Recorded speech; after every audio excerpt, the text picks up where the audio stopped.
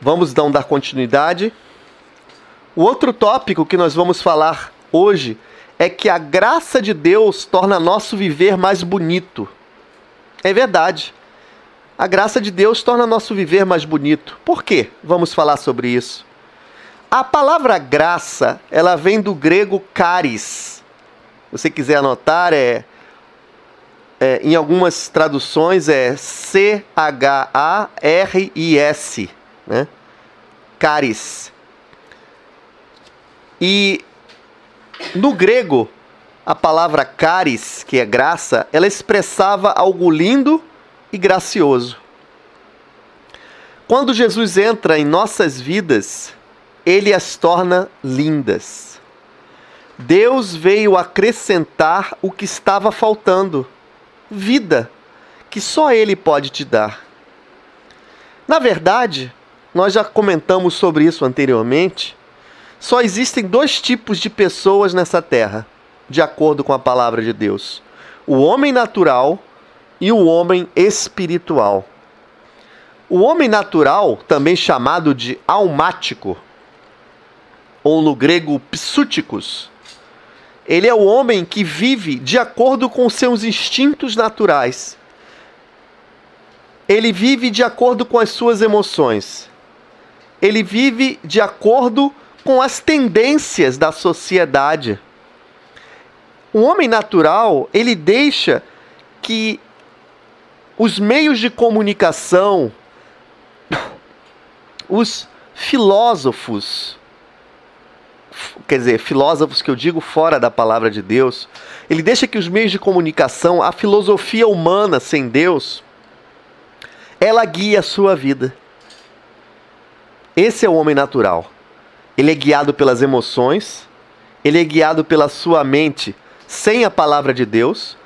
E o que acontece? No homem natural, o seu espírito está separado de Deus, porque não há comunhão com Deus.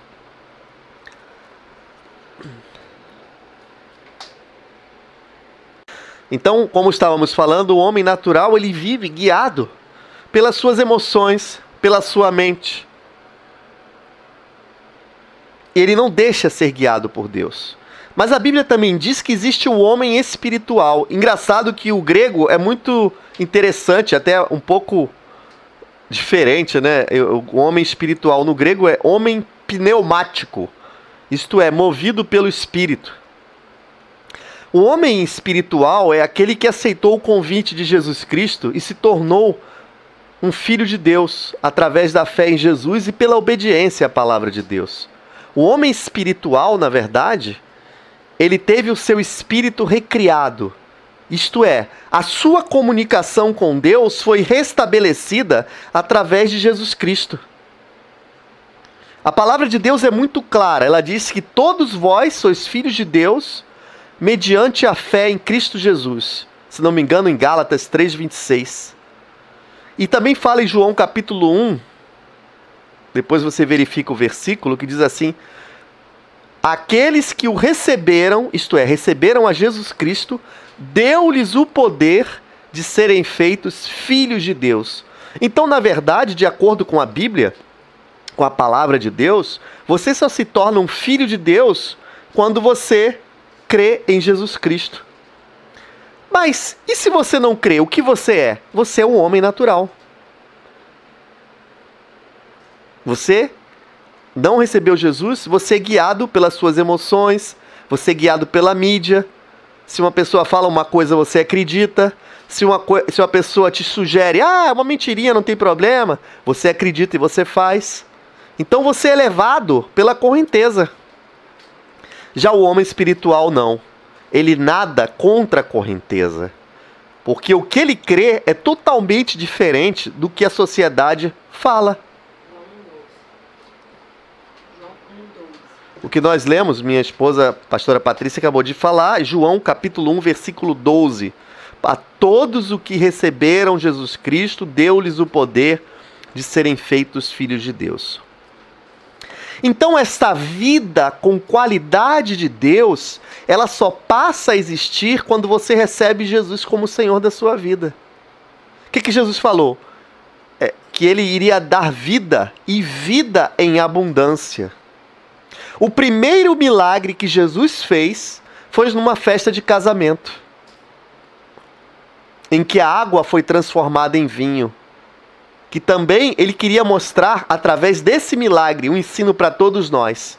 É Jesus que transforma a sua vida de água em vinho, mostrando que você quer ter uma vida com sabor de vida, venha a Jesus Cristo.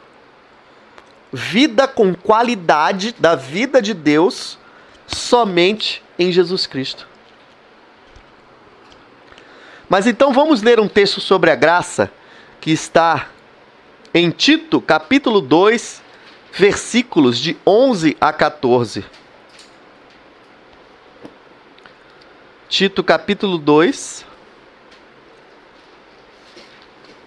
Tito vem antes de Filemão e depois de 2 Timóteo. Tito 2, de 11 a 14.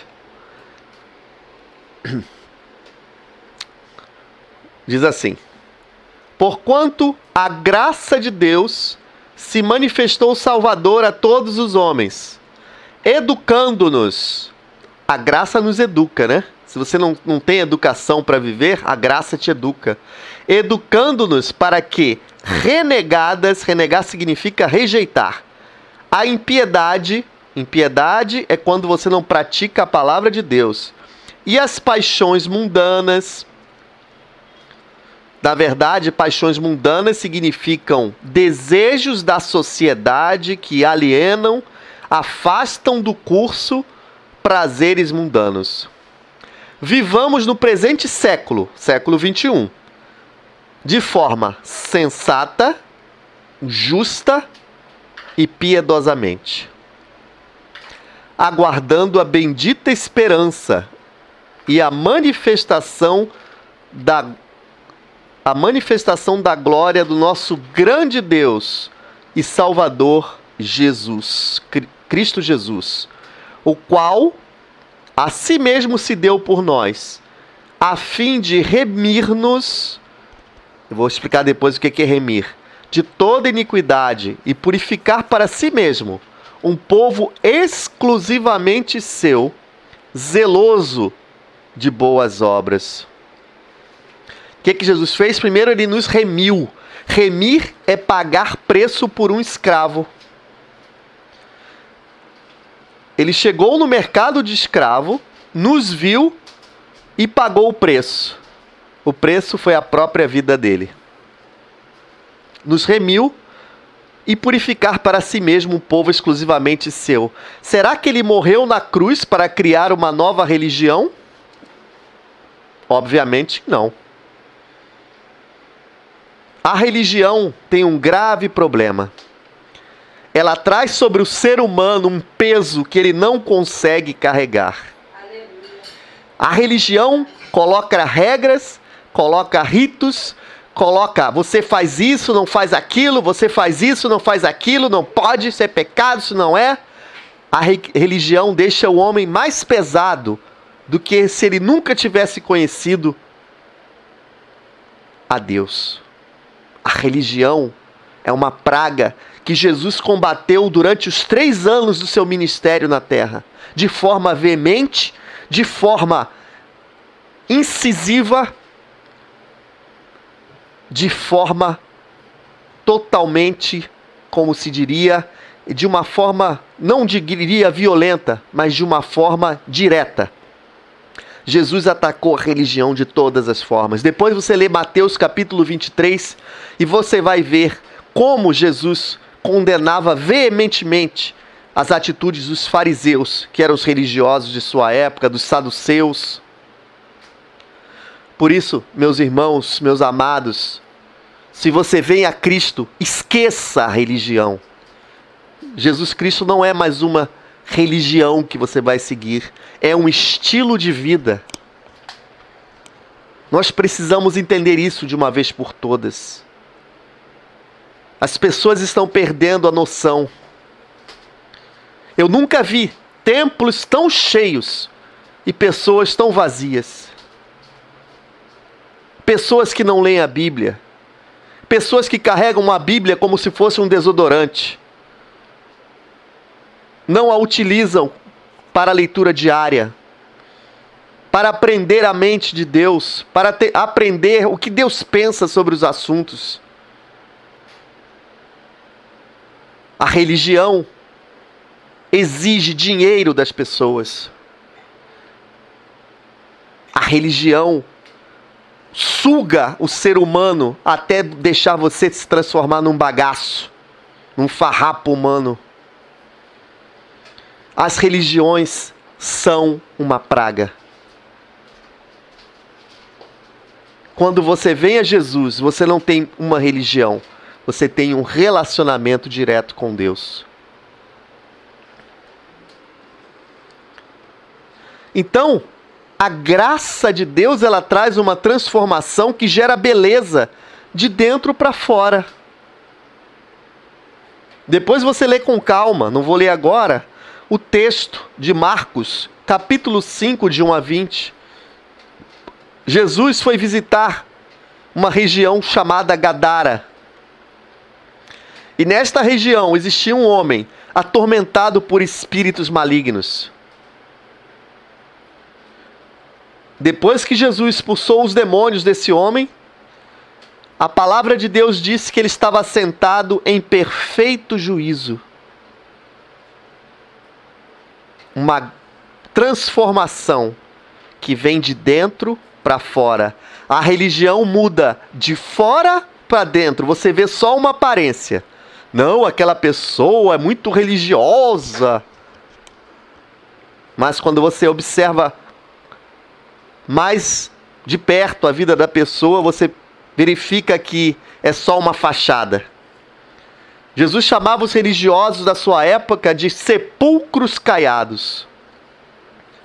Por fora bonitinhos, pintados de branco, e por dentro só existia sujeira e ossos. Isto é o que a religião pode te oferecer: uma fachada de bondade e um interior de maldade. Por isso eu não me espanto com esses escândalos que acontecem. Eu não me espanto com pessoas que são religiosas, que frequentam os templos, mas não têm uma vida com Deus.